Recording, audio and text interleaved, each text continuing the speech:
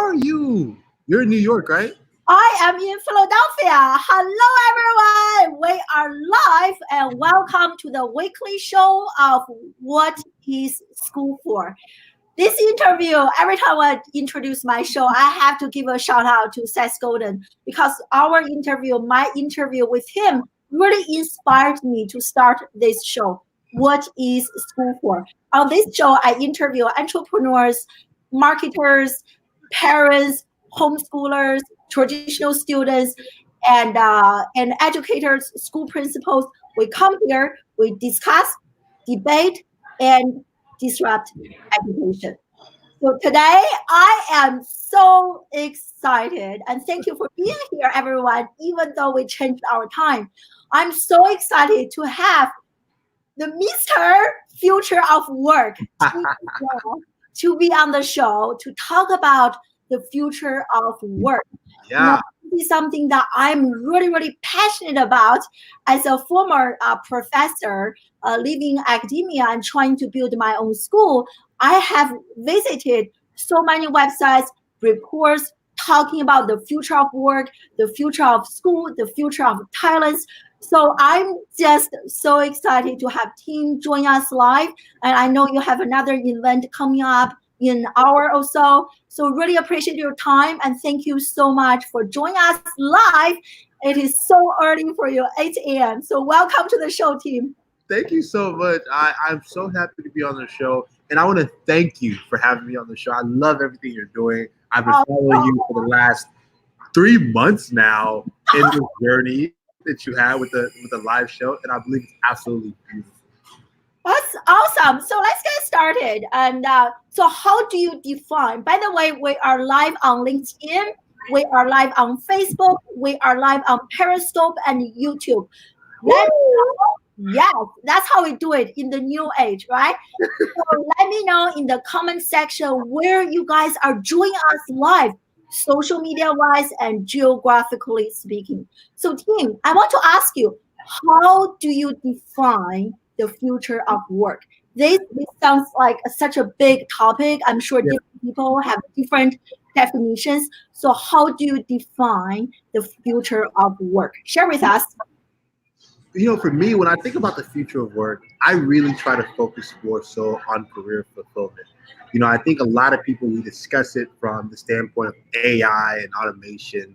But what's so interesting to me is the new responsibilities leaders will have to have within organizations on how they grow people and also how we encourage people to think about their careers. Statistics show now that the average worker is in a job for about 3 years.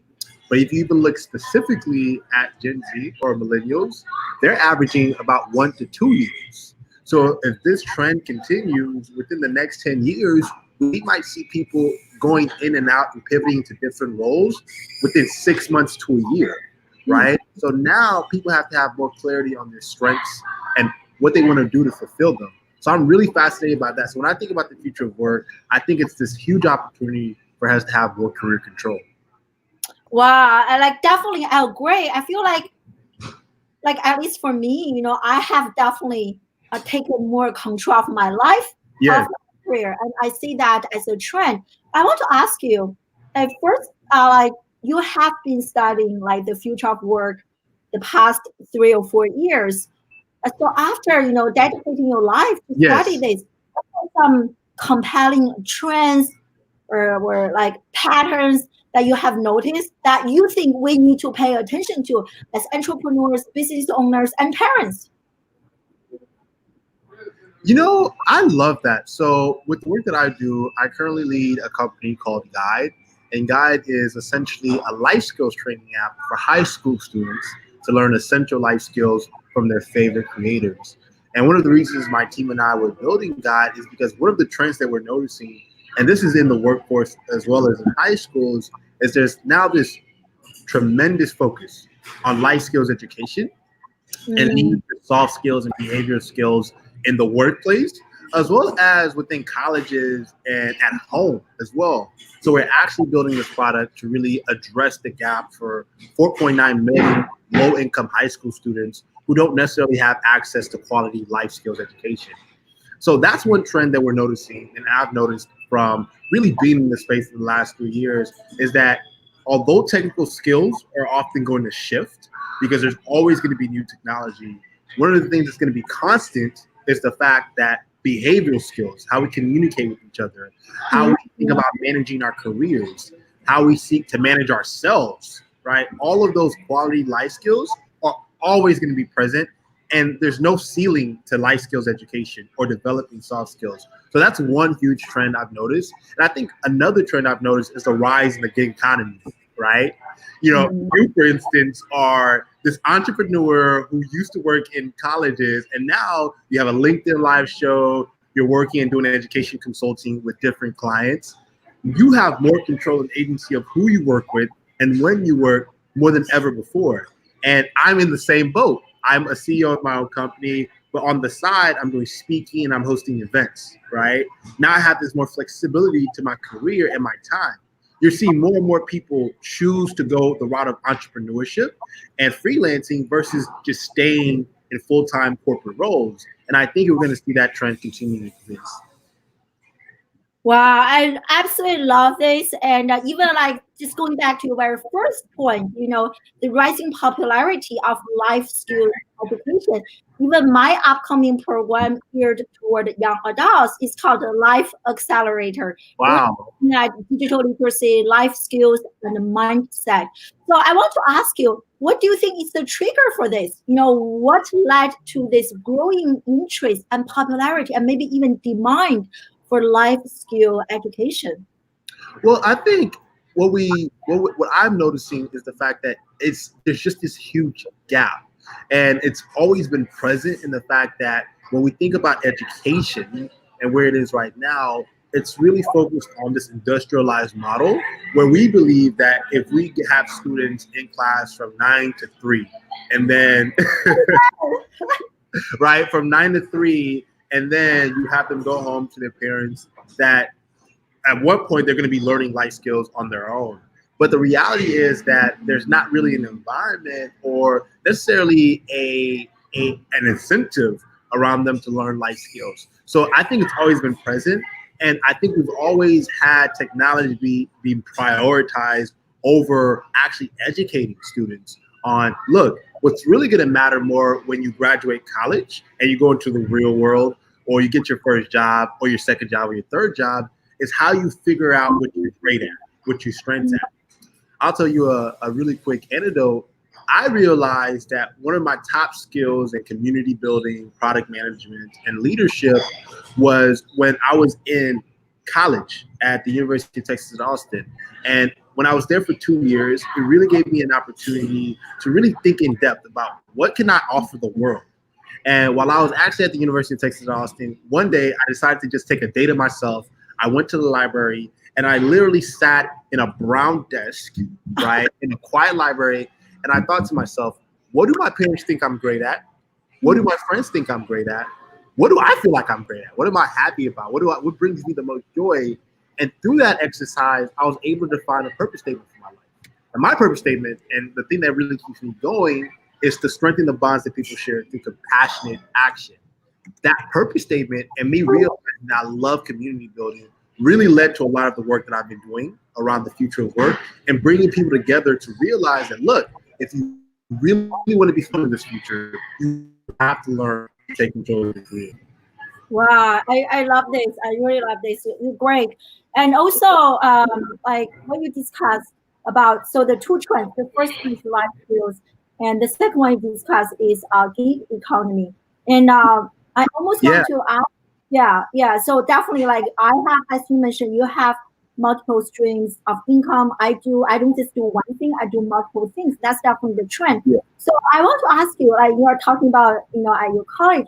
So how do you think our traditional educational system, our traditional school environment is preparing or not preparing our students to be future ready, to be ready for the gig economy, to develop those life skills? In what aspects the traditional education is preparing us, and in what aspects they failed to prepare us? Well, I think what's really interesting about some schools within the US at least, and also in countries like Finland, Oh Well, my God, they are like, yeah, in Finland, some schools in Finland really encourage this self-based learning. So really self-directed learning. Finland has an amazing education system where they actually truly invest in schools to a point where schools are more community-driven and they encourage curiosity within the kids. So I've actually been working with a few schools in Finland, learning more about their school system there. I would say in the U.S., the traditional school system is helping from a sense. Now there's this huge trend around online learning and giving students the agency to seek out their own education. So learning from sources such as a YouTube, a Khan Academy, or a Udemy, right? And teaching themselves. So kind of like self-directed learning.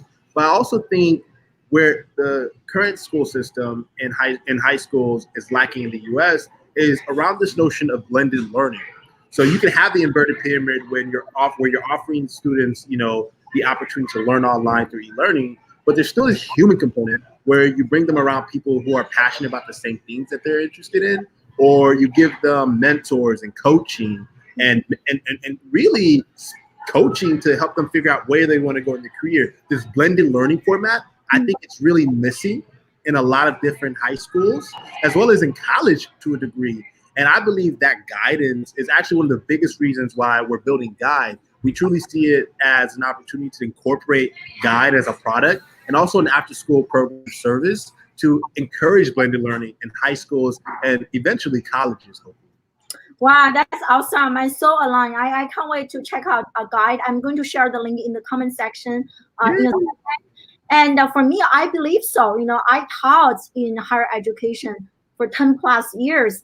And I think online education definitely has lots of potential, but I think a blended learning is the future because so many students, they struggle with completing their online classes. What we need is information, but we don't just need information. We need more like the human component, hand holding. That's where we can apply the information to transform. So I really love that. And here's a really, thank you so much. We already have like 20 plus people join us live, everyone. Yeah. Different countries. Thank you for being here. And here is a question from Vicky. She asked earlier, and she asked you, how do you think communication will evolve? And more talking to each other or live talking to each other? Before you answer that question, I actually want to do a quick screen share. And I think, Tim, you are the person who helped me actually discover this article, which is a comprehensive report by McKinsey. I think you shared this, right? So that's how I discovered them. So you guys need to follow Tim on LinkedIn. So they did this comprehensive report on soft skills for hard work. I love that. Yes. So, Vicky was asking us about communication, and this is what I want to highlight. So on this report, they highlighted the top 3 areas of missing soft skills, and communication is actually one of them. So I want you to spend a few minutes to share with us, like, how communication is changing, thinking about within the context of the future of work, with the digital economy, everyone's talking to their smartphone, it seems like. So how is communication changing, and how do we develop this very important missing soft skill? So I think communication has changed from we have this prevalence in technology, such as a Slack in a workplace, or for example, us even live streaming to an audience of over 20 all over the world. Communication has really become distributed.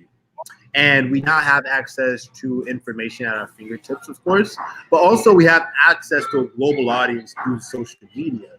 So communication is happening by the minute, right? Whether it be on Twitter or LinkedIn, or even within our workplaces. So I think communication is, because of technology, has become distributed and more in stream, more active in the workplace and through digital communication tools. But if you take that offline, I think because the rate of technology has caused online communication to change, it's more prevalent and more paramount now that offline we communicate with each other, in community spaces, one-to-one, and understand the fact that if we want to be great communicators, or if we really do want to get a message across, there's now this important for us to have more affinity with each other and really actually have the life skill of communication when we're communicating with each other offline. So there's people now, and there's high school students who often struggle to communicate in classrooms or with people or in interviews, right? And you even see it in the workplace sometimes because we're so used to using Slack and messaging, right? Or doing live streams. But there's this huge opportunity for us to actually continue to improve our communications offline as well and become comfortable and leverage some of those socio-emotional skills that Mackenzie is mentioning to understand how to build relationships offline. So I think there's this huge opportunity for people to have more control around that. And at the same time, us using digital tools to enhance that, not take away from it. I love that. I wonder if you are so good at online networking and offline networking. And I wonder if you can share some tips with us. So how can we combine the two to amplify each other? What do you do? How do you like network online and offline and leverage each other to grow your network? I love that question. Yeah, that's a great question. So for me, online networking is, one to many, right? So I truly love that because it allows me to get my thoughts out to the world. But I like to also go niche, right? So I have a community called the God Community that I've been building for the last 2 years now. And it actually came before the product that my team and I are now building. And essentially in that community, I really have this strong relationship with our community members. But then I even take it offline. I build community one-on-one with some of the awesome people who I love to connect with on LinkedIn. And I'm proactive about it. I seek out information. In fact, I often see that the people that I'm meeting are an opportunity for me to learn from. So if you are someone that's really interested in networking at the offline level, like within your local community, think about some of the information that you're interested in learning. Think about kind of forming your own classroom outside of a classroom, right? Or outside of e-learning, right? Who do you want to talk to that's maybe an influencer in your industry or that you feel as if you can really, really learn from or collaborate with, right? So I'm always sending messages on LinkedIn or thinking about this is someone that's in the future workspace. Let me reach out to them and see if they can have a virtual coffee chat, right? Just so we can build that relationship. So just think about who's some influencers that you feel as if, I can really get along with and they can teach me something. That's how I often see kind of offline, relationship building. That's awesome. And how do you discover those influencers? LinkedIn, articles, blogs. It's people that maybe that I read about on a Forbes or Entrepreneur, and I'm just like, I'm interested in talking with that person, so I pitch them. Right? I'm proactive about it. I'm not reactive about it. Oh, I love that, and I love this comment. And thank you for joining us live, Stella. She said that what you see online should be aligned with who you are offline. I so agree with that, and trust me. I don't know if you had a team. I have had my share of connecting with people who are so different offline compared to the persona they have created online. So I love this comment. I think it's so true. It is so true. Yeah, and Stella, by the way, she sent you a LinkedIn connection request. Yeah, I saw that. Thank you, Stella. That's awesome. Yeah, and so everyone, we have a bunch of people who just joined us live. We're talking about the future of work with Mr. Future of Work team, and if you guys have any questions and regarding the future of work, so please let us know in the comment section. So many people who join us live are parents, and we have people from quite a few different countries joining us live right now. And we are really concerned or interested in figuring out ways that we can help our children to become a future ready. So based on what you have studied, so what do you think are some really high demand soft and hard skills that we need to intentionally cultivate in our children, the young adults who are getting ready to enter the job market, so to speak. So what are some of the soft and hard skills that we need to start cultivating to help them be ready? So what are some of the soft skills and hard skills that we need to start cultivating in children the next generation? Yeah. from a soft skill standpoint, I do think that encouraging students to be more entrepreneurial is a responsibility for educators and parents who in the current school system to start thinking about if we're going to see a continued rise in the gig economy. I think we have to start letting students know that look, in the next 6 to 10 years, you might have to be the one dictating what roles or jobs that you seek, right? And I think with Gen Z, you even see them a lot of them choosing freelance platforms such as Upwork to find roles and responsibilities, or many of them are creators in their own right. And I think you see that with the rise of TikTok and how that generation of young people are using that platform to create content and build their personal brands early on, right? I think really kind of encouraging this entrepreneurial mindset within high school students is incredibly important. From a hard skills standpoint, I think one of the biggest hard skills that often go unmentioned is this ability to use social media and create content. Ah, Content creation is a hard skill. It's not I a just soft want to skill, hug you. You're like you everything, music to my ears. Yes. So sorry to right? Like you're an active content creator. You plan, you create a content strategy. You find people that are influencers in your industry you want to talk to. There's so much tedious hard skills that go into that, such as coordination, right? And then communication with these various people, really kind of like curating a list of people that you feel as if would really add value to the live show. And more importantly, you're creating content to communicate your value, right? So that's a hard skill, like actually managing your social media presence and building your personal brand and really just actively creating content. And I think that skill is really crucial because I think in the next 10 years, people are going to have more than one revenue stream. And you're seeing a lot of companies actually automate their workforce, but not necessarily cutting out the human beings, but really giving them an opportunity to rise to a strategic level, but also investing in the talent branding of their organizations. So the next generation of workers are going to have to be these brand ambassadors for their companies, but also these active content creators who are showing themselves and really showcasing how they add value to a company. So I actually see content creation as a hard skill. And then this idea of really improving the entrepreneurial mindset of students as the most important soft skills and hard skills that we can teach our next generation. Amen. Because I just mentioned this yesterday on my live streaming. So many parents and when children go to school, they learn something like chemistry, literature, English, psychology, whatever. I call that subject matter expertise, which Yeah. is important. But as a result of the digital age, there is a new set of digital skills that we need to master Mm. regardless of what we are studying. So you are just so spot on. And I want to share this article with everyone. And so at the beginning of this year, LinkedIn published the most needed skills in 2020. They have a list of soft skills and hard skills. And guess what are included in the hard skills? So pretty much what you mentioned, Tim, like video production, digital storytelling, right? Yep.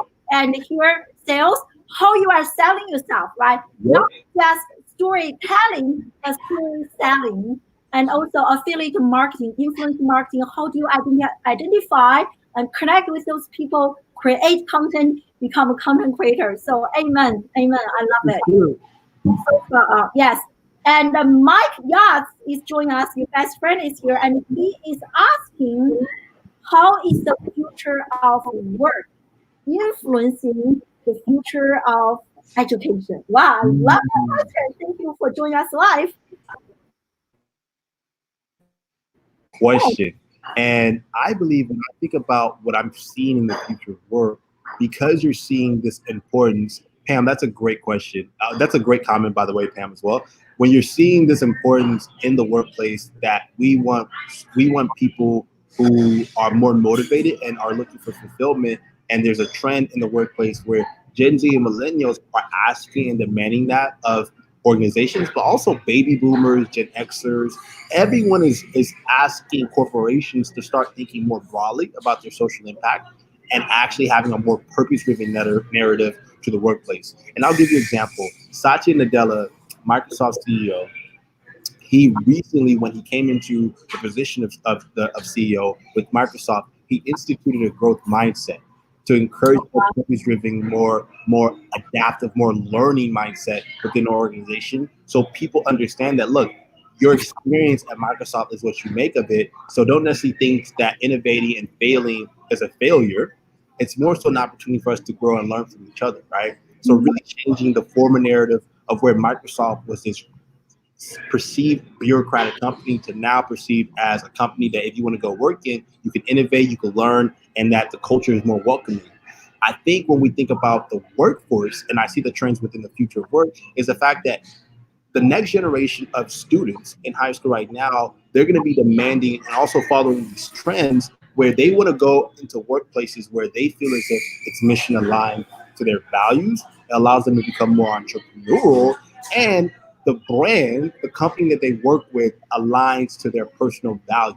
It encourages a growth mindset, right? So if we're looking at a future where people in the workplace are rather focused on motivation, they're focused on purpose, they're focused on fulfillment, we need to start designing this environment within our school system as well to encourage learning on the go, learning on demand, and encouraging this notion that failure is okay. You don't necessarily have to, after you graduate college with a communications degree, go into a communications role, right? You can pivot and you can experiment to what you want to do in your life. So it's okay to fail. I think is the trend I'm seeing. It's so true. And speaking of majors, I recently had a very in-depth conversation with someone who is a recruiter, and he shared with me like oftentimes when they are looking to hire students, they are not looking at that specific major. They are looking at so many other aspects than that major, and oftentimes they actually prefer to hire people whose background have nothing to do with the position they are hiring. Isn't that interesting? That's fascinating. That's very interesting because they don't want to have the so-called baggage from each discipline. I love that. Yeah. So here is a really good comment from I don't know how to say your name. Isabella. And so she was talking about the importance of confidence. And like how many schools were not really helping children to develop their confidence. And even for me on this journey to become an entrepreneur, I have lots of self-limiting beliefs that I have to unlearn and deconstruct. So I wonder if you can share some ways that, like as parents and entrepreneurs, that we can maybe cultivate like confidence, and this is very important in today's self-employed economy and the gig economy. So what are some ways that we can cultivate the confidence in us and in the next generation? One thing I often tell people is that there's no such thing as job security. There's no such thing as job security, but there is such a thing as career security. So before I really dive deep into entrepreneurship, I've worked with companies such as WeWork, Google, Facebook, Microsoft, and in every experience that I had within those companies, I was an entrepreneur and I was also an entrepreneur. And I realized when I graduated from grad school that if I want to be successful in my career and I want to be known for something, I had to take control of my career. So when I was actually in my first role with Microsoft as an AI product manager, I actually took it upon myself to be consistent and active in creating content on LinkedIn. In fact, the way I actually got my job with Microsoft was because when the CVPs at Microsoft saw some of the content that I was creating around the future of work and artificial intelligence, and then reached out to me on LinkedIn and said, hey, would you be interested in I'm at Microsoft for an AI product manager role. And initially, the role was supposed to be a design role. But because they liked a lot of the things I was saying around AI product management and the future of work and, and business strategy I brought to the table, towards when they actually called me after the interview, they said, you know what? We don't think you're a fit for this design role. And my heart dropped. I was like, oh man, I didn't get the job. But then they were like, we think you're a better fit for an AI product management role. So we actually want you to come on board as a product manager. And the funny thing was this was my ideal role. I actually really wanted that role versus the design role. And I wouldn't have gotten this role though if I wasn't actively building my personal brand, right? And taking control of my career. So I think that we need to have people really focusing on career security who want to also dive into entrepreneurship, or maybe you want to do both. Maybe you want to be an entrepreneur in your company. You want to have that full-time salary role, but you also want to, have multiple streams of income and explore entrepreneurship and explore building your brand. Focus on career security and don't rely on job security. Wow, that there are just so many tweetable. Wow, career security. Oh wow, I really love that. So, what are some ways that you stay relevant, Tim, and like to become a lifelong student, to always like to get that career security? What are some essential things that you're doing to make sure you have that career security? Yes. So I am big on always learning, continuous education, and actually even maybe creating your own continuous education curriculum, which can involve one book per week, one podcast that you love, and then more importantly, you creating one piece of content to reflect on that learning, whether it be a LinkedIn post or creating a video on LinkedIn, or even maybe having a conversation with someone on what you're learning, right? So one podcast, one book, and then one piece of content or conversation that you have with someone to share your learnings. When you think about the way people learn, we consume the knowledge, we then practice it, we get feedback, and then we reflect on it. That's the learning model that helps you grow as a learner. So you consume the knowledge, you practice it, you gain feedback, and then you reflect on that feedback. That's how you improve that your learning strength and how you know something. And I actually received that from this really awesome book that I'm currently reading called Expertise Economy. Check it out. But for me, it's always understanding that there is no ceiling to my personal growth.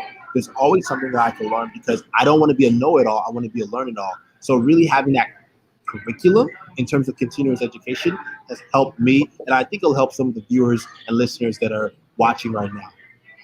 Wow, this is like good. Learn it all. Wow, you are just very good, very good. I'm to give a quick shout out to Elijah, joining us from Nigeria, and he said he's part of your community. What's the name of your Facebook community? I think share with us. It's the guide community, mentors and mentees, a guide community. Okay, awesome. So maybe I can take a second to share, guys. So tell us more about. Let me share the screen. Hold on for a second. And so tell us more about Guide. What is this the website?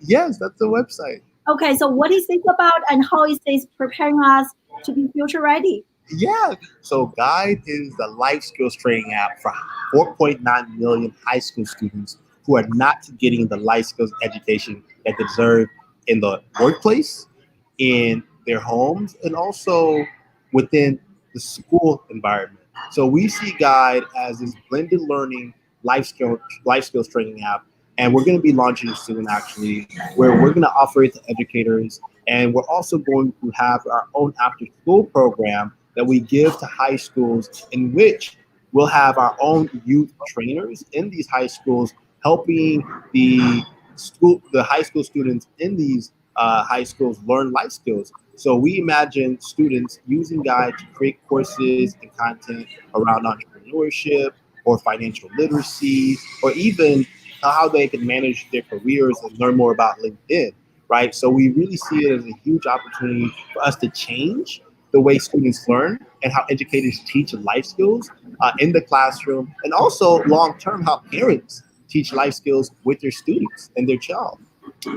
Oh my God, we're just so aligned. Totally, totally. You know, and my school classroom without was, and for my program, we cover like three pillars. And one of the three is actually life skills. It is so important. Even, you know, we were talking about communication skills earlier. So last year, we visited quite a few startup companies in Singapore. So there's one company, their specialty is developing apps. And we asked them, what is the most important skill that help you grow this company from zero value to like 30 million US dollars? And he said communication skills, because he actually had to go door to door, knock on people's door, and ask people to give their app a try. So really like communication skills and bunch of other life skills, being resilient, embracing fears and mistakes. So I love what you are doing here. And Thank you so much, guys. yeah, so here is another question from Oh my God, we have 30 plus people join us live right now. Thank you. I'm really having a hard time catching up on people's comments. So please be patient with me. If you have a question, make sure if I missed it, just ask again. So here's a question from Vicky, and she's asking you, like, how about the young generation now? Do they still prefer to become an employee, or more and more than often are interested in becoming entrepreneurs, starting their own companies, becoming content creators? So what is the trend that you observe among You your know, I organization? I'm not a fan. I'm not a fan of the word employee. I think the next generation, they're interested in going to the workplace and becoming members. They want a workplace experience where they feel as if they're a contributor, they're a partner, they're a member, they're a part of something bigger than just being asked to execute on a job. They want to go beyond this traditional notion that the only purpose of an organization is to make money and achieve bottom line metrics. They want to be social impact catalysts, right? So I think most importantly, the best way to define the next generation of workers are they're going to be creators, in my opinion.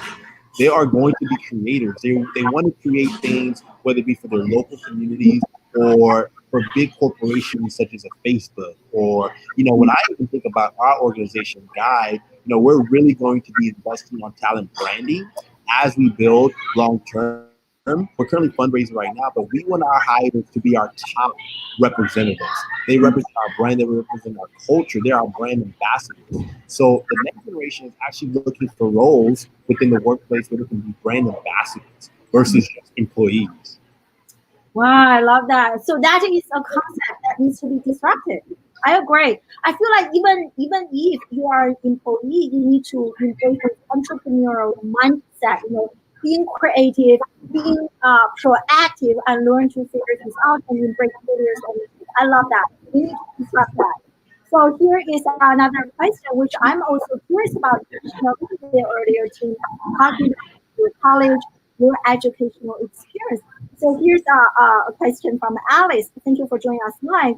And she's an educator herself, and she wants to know more about how you felt about your own school educational experience, and how has that prepared you or not prepared you to the successful person, speaker, founder that you are today.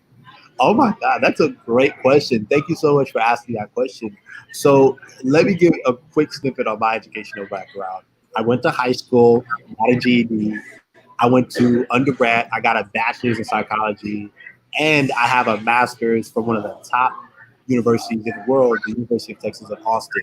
So I've gone. I have. I'm educated, right? I have all of the degrees in the world to certify that I'm smart, right, quote unquote, and that that I'm good enough, right? But here's the thing, right? All of that education isn't what's led to my success. Actually, what's led to my success is my ability to teach myself, being self-taught and understanding, being able to see trends, right? Being adaptive.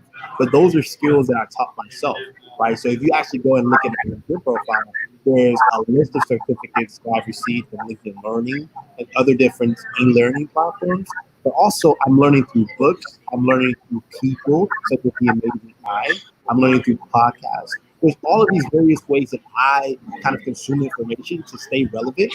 And I would have to say that college and college didn't necessarily dictate where I'm at now, right? It helped, it supplemented that, but really constantly teaching myself is what's led to my personal success. And that's why I'm such a proponent of self-directed learning, right? Really encouraging people to themselves while they're doing a guide, because it's going to encourage that curiosity in people, and high school students especially, to encourage them to teach themselves and learn from the people that they really feel as if they can be taught from, right? Mhm. Oh, totally. I mean, like you have a bunch of degrees. I have even more than you. Like I even got a PhD. But I really felt like even like um, the way that I grow the most is really practicing, taking action on what I learned from school. And the last several years, as I'm building my own school, being on this journey, that's how I have grown the most and learned the most and gained my confidence, cultivate self-awareness. So let me ask you another controversial question. This question, some people will say yes, some people will say no. So do you think college, like, what do you think about that traditional piece of paper? What do you think about college degree? Do you think that needs to be disrupted? Do you think that is a very or the only way, or like what role does a traditional college degree play in terms of our children's journey to become successful in the new age economy? That's a great question. I think that this it is a controversial question for many to answer. But for me, I think college still has its role and its place in society. I'm not a proponent of let's get rid of college. I think that there's some colleges that are better than others in equipping and preparing students for the real world and the pivots of a career. I actually think that college supplements in education, but colleges now should start focusing on how can we work with private institutions or even to a degree, the government and encouraging students to not only get taught in the classroom, but beyond the classroom. So with real world education, on the job training. So in the future, I have to see a more hybridized model when it comes to the college experience, where that maybe 1 year you encourage students to learn from home with e-learning. So they're really actively learning from their favorite professors and using online courses. But at the same time, maybe they're working with a Facebook or a Google on campus, doing a year-long internship, right? And then the next year they're on campus having a college experience, right, with their fellow peers and encouraging that. But then the next year, they're doing the same thing again. They're actually on the job working with a big company and getting the skills or kind of learning more about the roles that they're interested in their career. So this hybridized model, I think, is an opportunity for us to embed within our college system long term, but see college not as a necessity, but also an opportunity to further your education. So one of the things that we're really interested in doing with God is how can we long term create a lifelong learning platform where we're working with the college system, whether it be community colleges or universities, and making sure that no matter what age you are, you still have access to go back to school and learn those skills that you need to succeed in the workplace. I so agree. I think traditional college, once you graduate, there's that commencement. Everyone's throwing their hat into the air to celebrate the end of their learning. I feel like we need to also disrupt that. You can celebrate, but I think that is the beginning of real life learning, the beginning of real learning, right? So I agree. And people ask. Kimberly and a few people ask how to connect with you, so I'm just sharing Teams website. So once you go to this website, you will connect with him on LinkedIn, on Twitter, on Instagram, on different social media platforms. So, and Vicky is asking, talking about self-teaching, and I agree. I wonder, one thing I noticed in many children, like college-age students, is that they don't really have that spark in their eyes. They're not as motivated as us.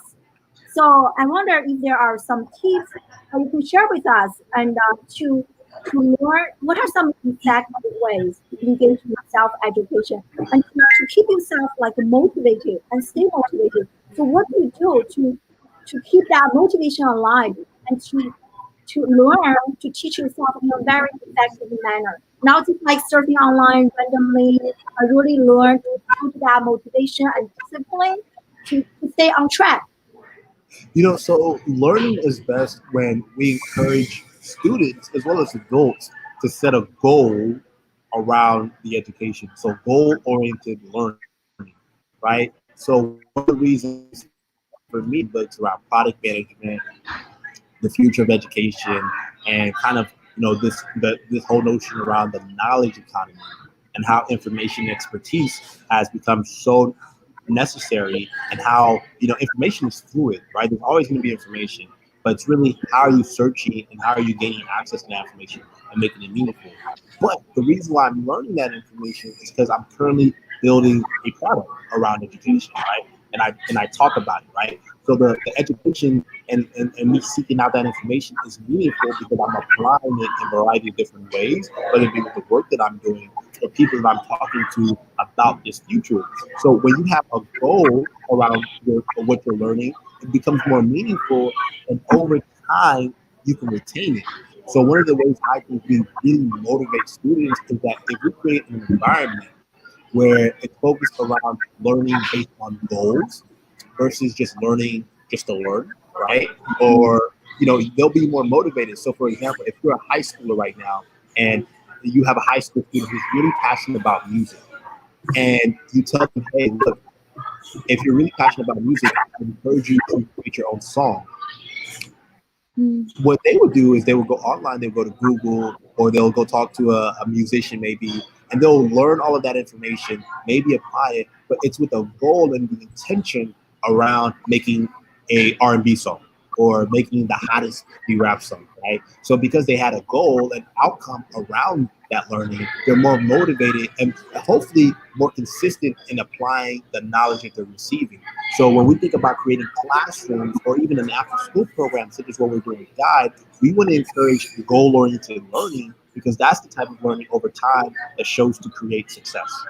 Wow, wow, this is great. And like how if I don't know, you probably don't have children. So if you had children who are kind of like high school age, that age getting ready for to have start with life to create their career. So what are some important steps that you would do? Because we have quite a few parents here, and this is something that I'm curious. So if you are a parent, what's how would you educate your own kid to be future ready? So what would be something that you'll be doing at home? You know what? There's actually been a rise over, 50% of parents in the U.S. are now interested in homeschooling their students, right? And Dr. I, you're one of them who are actually taking control of how you personalize education for your kids. And I think something that parents need to be thinking about is how can you instill a sense of curiosity within your child? And you really achieve that when you don't focus on what you want your child to learn, you focus on what they're interested in learning. So curiosity-based learning starts from asking questions, and then it leads to personalizing that learning by you as a parent acting like a coach for your students. Right? So guiding them and steering them in the direction, but also making sure that there's tangible outcomes that you're associating with what they're learning, and you're keeping them on this course in which, okay, if they fail at one thing, they don't feel belittled, they don't feel as if they can't do it, but you're motivating them. So as a parent now, you're not necessarily a teacher, you're a coach, you're a guide, right? So I think if parents really focus on how do we instill a sense of curiosity within our students, right? Within our child by listening to what they want to learn, what they're curious about in the world, then that's really how you start making education more meaningful and you create a structure and an environment around your child.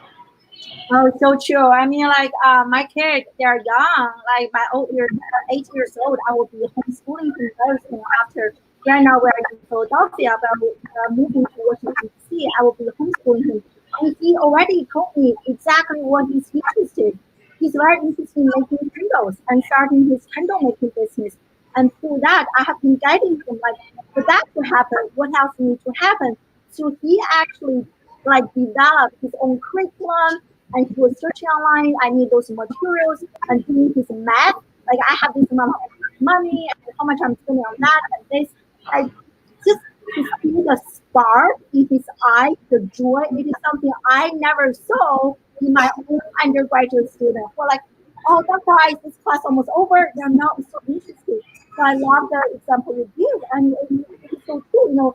Learning has to be personal, and we are here as the guide, not the dictator. To tell Yeah, at 8 a.m. you have to show up for math class.